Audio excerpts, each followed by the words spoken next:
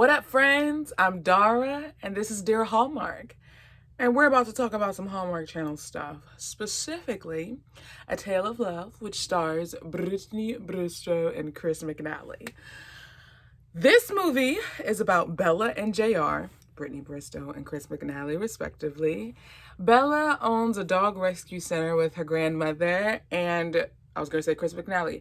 JR is in the family business that helps fund the rescue center. And so, but the family that it's a pet supply, I think, or a food supply.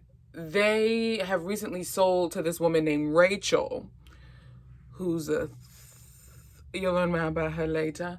And Rachel finds that the rescue center is actually on Stockard's. I think that's the last name of the family that's on Stockard's property. So she's like, I'm finna tear this down. And Bella said, well, no. And Grandmom's like, but we own this land. And so the whole plot of the movie is them trying to find a document that shows proof that they indeed own the land. Meanwhile, Bella has acquired a new dog named Indy that has become very fond of JR. And that's it. And then JR becomes very fond of Bella. And that's it. So, I was very, how could I say this? I didn't know what to expect in terms of chemistry. But first of all, Chris McNally kills those silent type roles where he needs to be a little bit more reserved. Like, Chris McNally kills those roles. And with his wardrobe, I mean, even before the wardrobe for this movie, I called him Chris McFly. But the wardrobe in this movie, even more so. Hold on, because I wrote down the names of the women who are responsible for said wardrobe. And I just want to thank Kathy Venzina, who is the costume set supervisor, and Lynn May, the costume truck supervisor. Thank you. Because my main attraction to this movie and what kept my eyes on it was their wardrobe. Brittany's outfits, her dresses, incredibly springy. This is probably the most springy movie we got that isn't directly spring forward since Feeling Butterflies. And this is Spring into Love.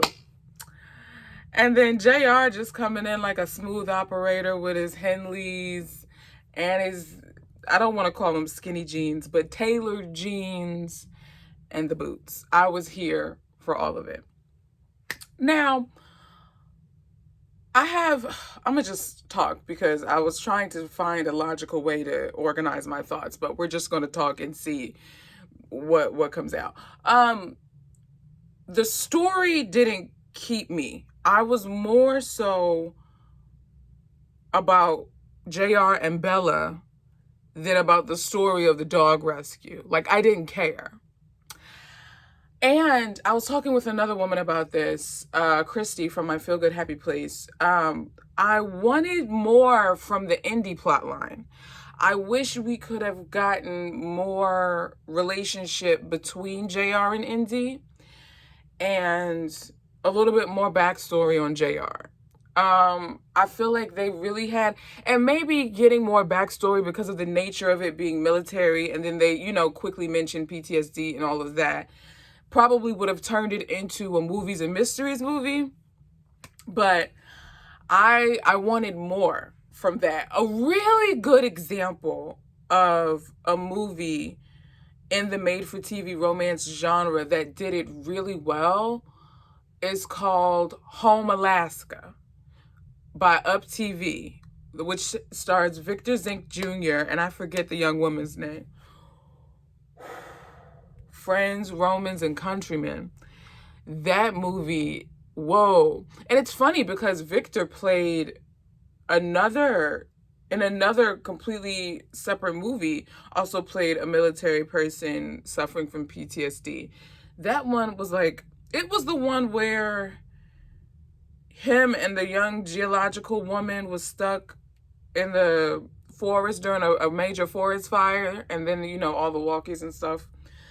But anyway, I wanted more from JR's past and a deeper connection to Indy. I loved how forward JR was with Bella. When I tell you he was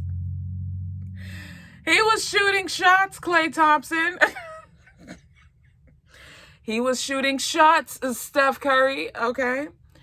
He said, I'm gonna let it be known. I enjoy spending time with you, and I'm gonna keep asking you to spend time with me. They went on 4 dates without them basically being called dates. Iced tea in the back porch. I'm calling it a date. That little hors d'oeuvres picnic they did on a deck in a lake. That was a date. The actual date that they went on at the restaurant, where he said, you want to do dinner, and she came in va-va-voom with her hair. And then I feel like there was one more that I'm missing, but I promise you they went on 4 dates throughout this movie. In terms of performances, everyone killed it. I shouldn't say kill it, but like it was good for what the movie was. It's just that for me, the story didn't pull me in. Like it felt slow because of the story. But other than that, that's all I got, fam. What did you guys think of A Tale of Love? Oh, wait, I gotta talk to y'all about Rachel. Rachel is a snake. Rachel is the woman who bought Stockard food supply or pet supply, whatever supply it is.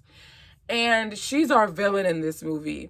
And so at first she's like, oh, I'm gonna bulldoze down the rescue center. And once she gets wind that Bella is trying to help, you know, keep the rescue center going, she goes out of her way to make sure that this doesn't happen. Bella also has ideas for how to, you know, those ideas include getting on the news station, she didn't organize the protest, but because people saw it on the news station, people began to protest. Then the news anchor, who was also from Winter and Vale, did y'all peep her? She played Lacey's best friend in Winter and Vale. So she comes into Rachel's office, kind of ambushes her. And Rachel was incredibly condescending and borderline disgusting towards her. And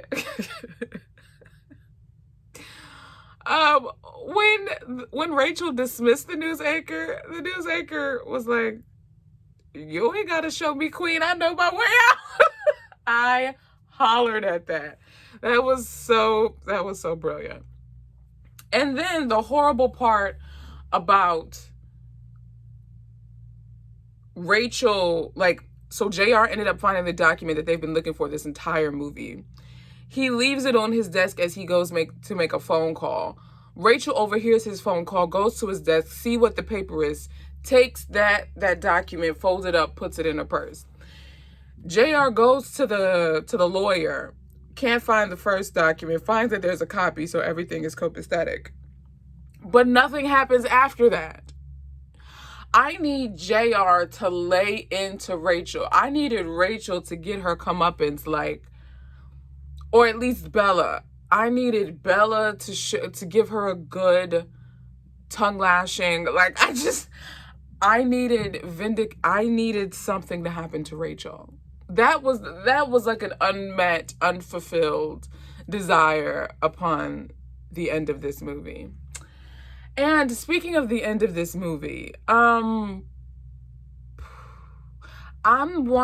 don't like when they declare love, love at the end, and they say, oh, I love you. Because I don't believe it. It takes me out of the movie when they do that, because I'm just like, you don't love her. You like her a lot.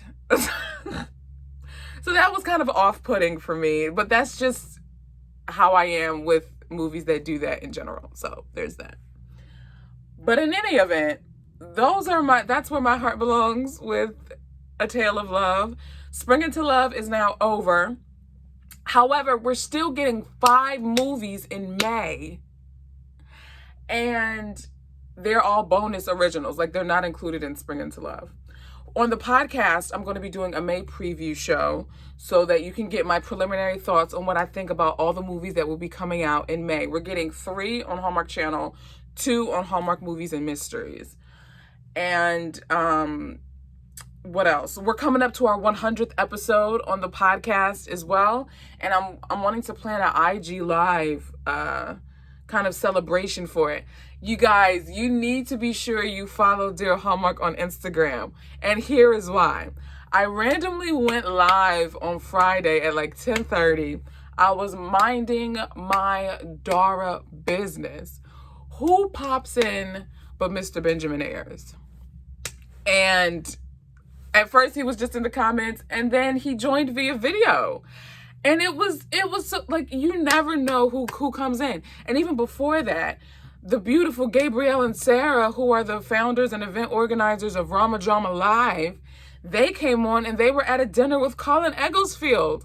So I got to talk to them. Like, I don't make this stuff up. Like, you need to be sure to follow Dear Hallmark on Instagram, because that's not the first time that that's happened. Cindy Busby's popped in the comments at times when I've gone live. I've actually gone live via video randomly with Antonio Caon. One time I went live, Gabrielle came on, Tyler Hines came on randomly in the comments. Like, be sure to follow Dear Hallmark on Instagram, because when I tell you the lives are just us kicking it, shooting the breeze. Sometimes I do come with an agenda, but most of the times, like, I give you 75% of the times, I'm just like, what do y'all want to talk about?